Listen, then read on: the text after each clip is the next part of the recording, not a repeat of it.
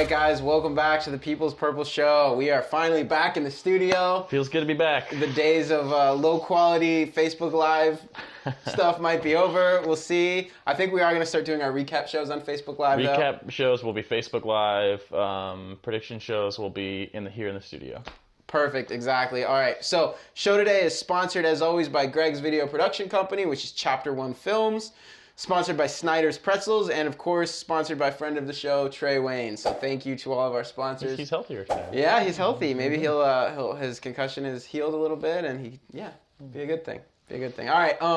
Anyway, so welcome back to the show, Greg. Big week, obviously. We'll get to the big John DeFilippo news and the other news in the headlines in just a second. But for now, let's start out with the science fact of the week. Ooh, Kirk Cousins laid on me, bud. He's been furious. We haven't been reading his science facts. He's been fuming. Maybe that's why we've been losing games. We're not neglecting you, Kirk. We're going to the game, man. It threw the whole thing off. All right, so most people think of oxygen as being produced by trees, right? Well, did you know that more than half of the oxygen in the world is actually produced by phytoplankton in the ocean? You like that? You like that? I didn't know that. Now you know that, and you didn't before. That was your Kirk Cousins science fact of the week. You like that? All right, man, bother of the week. Oh, bother.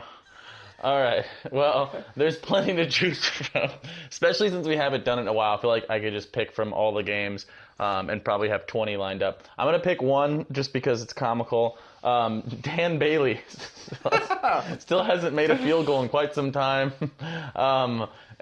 We have the worst field goal percentage in the NFL, and it's not even close.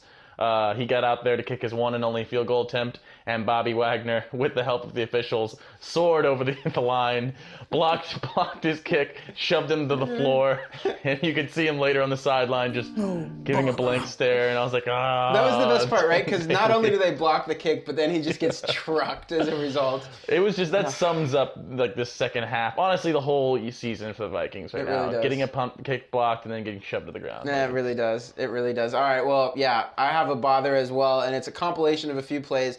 It's fourth quarter. We're still in the game. We're down 6 points. We get a nice drive. We get all the way down to the 5-yard line, or I think even the 4-yard line. It's first and goal from the 4-yard line, and we can't score. We run the ball. We run 2 awful pass plays.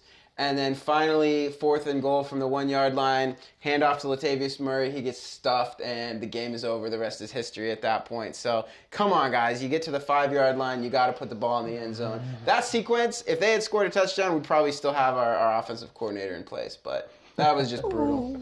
Blessing in disguise. Blessing in disguise. There you go. All right, man. Let's get to headlines. So, big one. John DeFilippo is fired. No. I mean, you can't, I don't know if there's a single Vikings fan out there that's just like, oh man, I like that guy. I mean, even if you think that he was better than he appeared, you got to be happy that there's going to be some kind of change in our offense, right? Because, at the very least it was inconsistent, because you can make the argument that at the beginning of the year, Thielen's getting 100-yard games for 8 straight weeks, so he's got to be doing something good. Right. But I mean, the way that things have been turning out lately, it's like, I don't know if to blame him or Kirk Cousins. I really don't, but it's got, the more and more I watch, the more and more it's got to fall on him. I mean, the structure of our offense is horrible offensive line, and then other than that, probably top 5, skill position and quarterback units in the NFL. Yeah. Really is. And as an offensive coordinator, you have to find a way to make that work, even if your quarterback is a dork. I couldn't agree more. Yeah, we know the offensive line is bad. We know Kirk Cousins is a head case at best. But a good offensive coordinator finds a way to get it done. And just too many circumstances where the play calls have been bad. Why are we calling drop back, deep pass plays on critical 4th and 2 situations? Our offensive line can't block it. It just doesn't make sense. So Kirk Cousins may be a problem. There's a lot of problems with the offense, but 100% DeFilippo needed to go. And props to Mike Zimmer for making the decision mid-season. Most NFL coaches wouldn't have done that. Filippo would have stuck out the year, and they would have moved on in the offseason. So, hey, I like the aggressiveness. I like that we did that. Yeah, no, that's good. All right, so headline number 2, injured players. We got everybody back in practice. It's sounding good. We got Trey Waynes, David Morgan, Chad Beebe, and Brian O'Neill all back practicing, What do you think that's going to Yeah. be?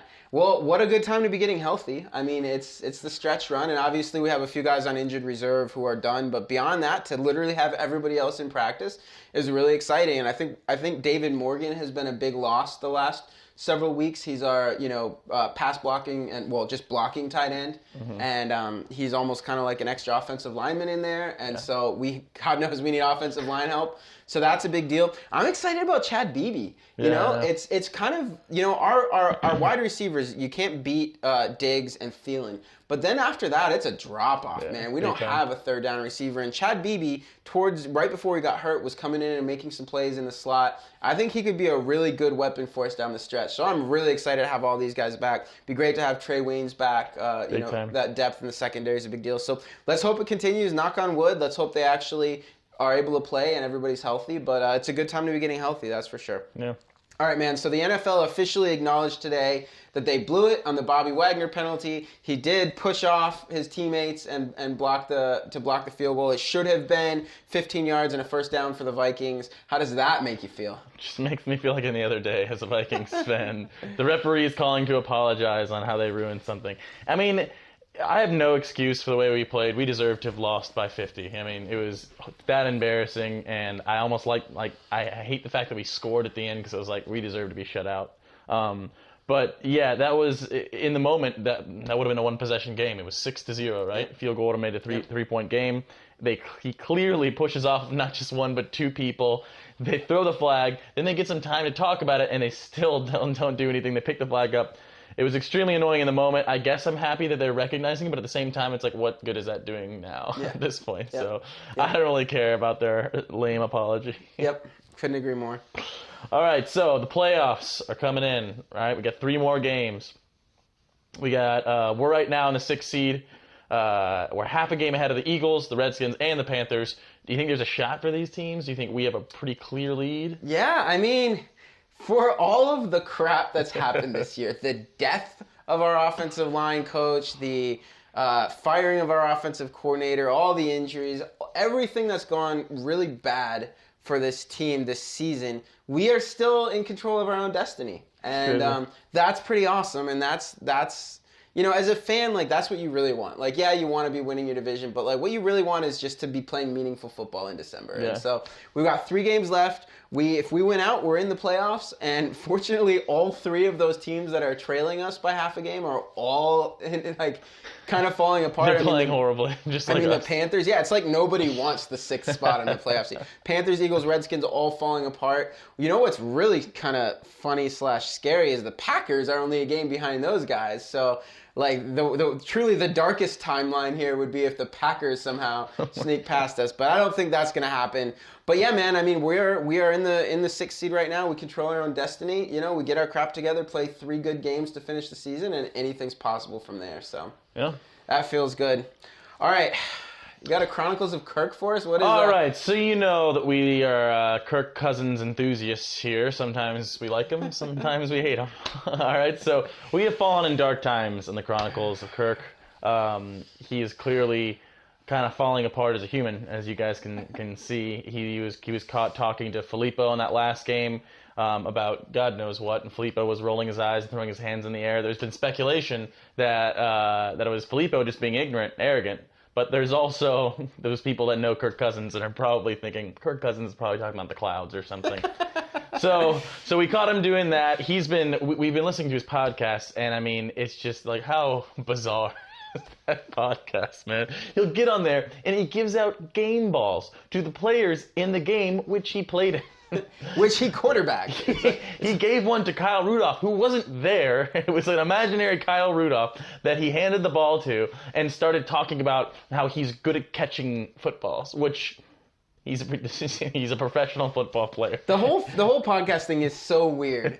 You just want to be like, Kirk, you know that you're a participant in these games, right? He's like analyzing everything like an analyst, like he's just some objective third party. But it's like me and you, it's hard for us to do shows after big losses. We're disappointed. We don't like it's hard to kind of get back in the mood.